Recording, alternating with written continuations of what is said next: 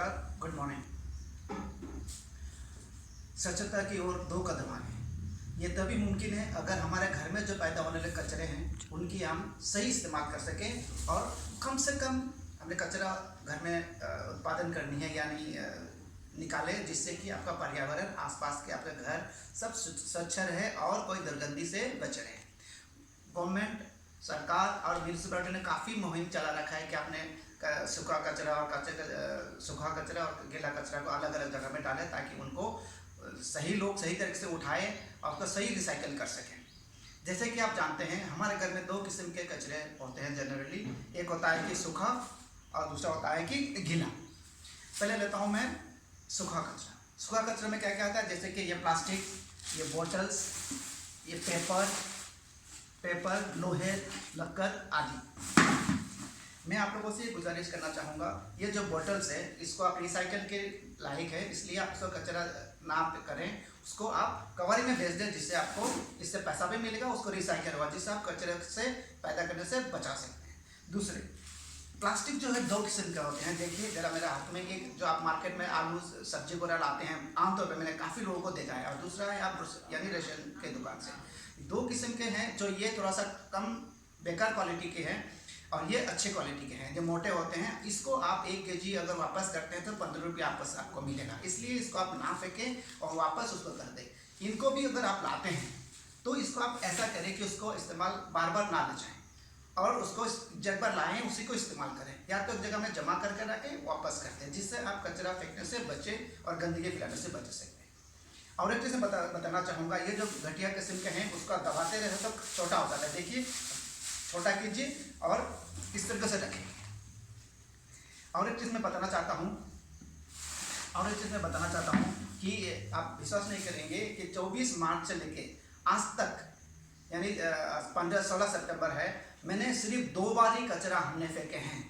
ये जो plastic pack है, हमने एक बड़े से बोरी के अंदर हम दबा के रख देते हैं, उसका 3-4 महीने के बाद हमने कचरा वाले को, उठाने वाले को दिया, जिससे ये साबित होती है कि वो सही तरीके से रिसाइकल करेगा और गंदगी फैलने से हमने बचाया है। दूसरा आते हैं, उसका मैं फोटो आपको अपलोड कर दूंगा। दूसरा आते हैं गीला कचरा। गीला कचरा में क्या होता है, जैसे आप जानते हैं घर में जनरली जो आप सब्जी पकाते हैं या खाना बच जाता है, उसको आप इस तरह से फेंकते हैं, जैसे गले के छिलके, आलू, ये आदि, टमाटर, ये सब चीज़ें आपको गीला कचरा आता है। तो मेरा सुझाव ये है कि मेरे घर के चारों तरफ या पीछे 10-12 पेड़ है या ट्रीज है, उसका जड़ में मैंने ठीक से साफ करके हर दिन एक पेड़ में डालता हूँ। जब तक मैं नेक्स्ट वीक यानी अगले हफ्ता जब 1 नंबर पेड़ पे आ जाता हूँ, वो तब तक मिट्टी बन चुका होता है। इस तरीके से मैं गीला कचरा को भी बाहर फेंकने से बच जाता हूँ और ये कुदरती तौर पे खाद भी बन जाती है।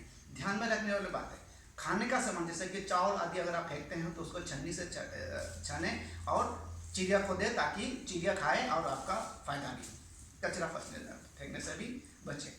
सबसे इम्पोर्टेंट जो मैं आ रहा हूँ वो है बायोमेडिकल वेस्ट। जैसे कि आपने देखा मेरे हाथ में ग्लव्स है, जैसे कि आपने खून या कुछ साफ किया हुआ ये रुई होते हैं, ये मेडिसिन होते हैं, और ये सैनिटरी पैड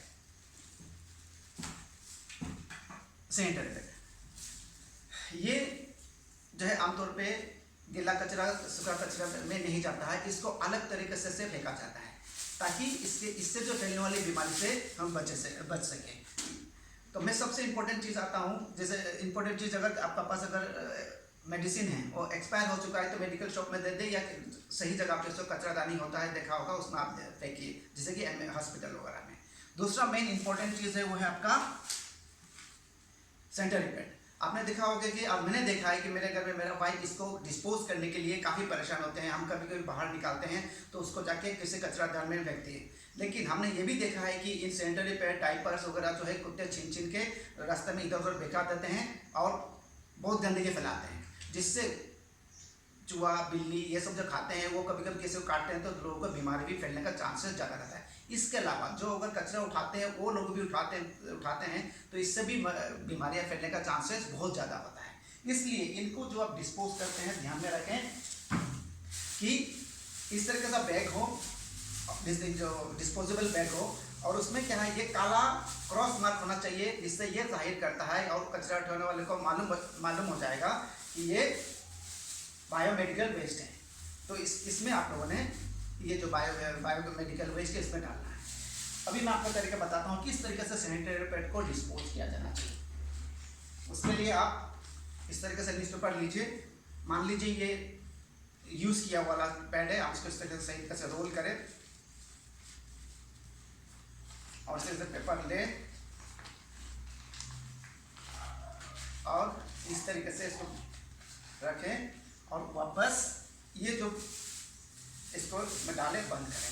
ध्यान में रखने वाली बात है, ये जो डालें और बंद करें और इसको ऐसा जगह पे होना चाहिए जिससे बच्चे आदि इसके ऊपर छू ना सके। हो सके तो आप अपना बाथरूम में सूखे कॉर्नर में होना चाहिए और एक बार मुनासिब टाइम पे उसको डिस्पोज किया जाए। लेकिन मेरा आपसे सुझाव है कि ये फिर भी आपने गंदगी जनरेट कर रहे हैं। इससे बचने के लिए आपके पास आजकल eco friendly environmental friendly diaper ऑब्लिक पैड आते हैं जिसका आप इस्तेमाल कर सकते हैं। लेकिन इससे तो कचरा होने से तो बच नहीं रहा है, तो उससे बचाव के लिए मेरा सजेशन ये है कि मेंस्ट्रुअल कैप का इस्तेमाल किया जाए। मेंस्ट्रुअल कप का इस्तेमाल किया जाए, जिससे आप इन कचरा पैदा करने से आप बचेंगे और गंदगी फैलने से बचेगा, बीमारी फैलने से भी बचेगा। ये बहुत कॉस्ट इफेक्टिव होता है, यानी कुछ 300-400 में आ जाता है और इसका लाइफ 5-6 साल का होता है। सोचिए 5-6 साल आप अगर सैनिटरी पैड ना खरीदे तो आप कितना पैसा बचाएंगे और कितना गंदगी बचाएंगे, सबसे अहम मुद्दा। इसलिए गंदगी से बचाइए, सैनिटरी हाइजीन सिचुएशन को मेंटेन कीजिए और मेंस्ट्रुअल कप का इस्तेमाल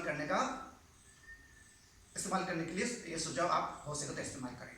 सबसे बेस्ट आप बताऊं, अगर गंदगी फैलने से नंबर 1 आप प्लास्टिक का बजाय मार्केट में जूट बैग लेकर जाइए जो सूखा कपड़ा से बचाव कर सकते हैं। आप मीट मछली खाते हैं, कृपा करके आप एक साथ डब्बा ले जाइए जिसमें मछली लाइए या मीट लाइए, जिससे आप प्लास्टिक का बैग ना लें, जिससे आप कचरा और गंदगी फैलने से सिर्फ अपने मोहल्ले को नहीं, पूरा इस धरती को बचा सकते हैं। इस तरीके से स्वच्छता की ओर एक कदम नहीं, हम 2 कदम आगे जा सकते हैं।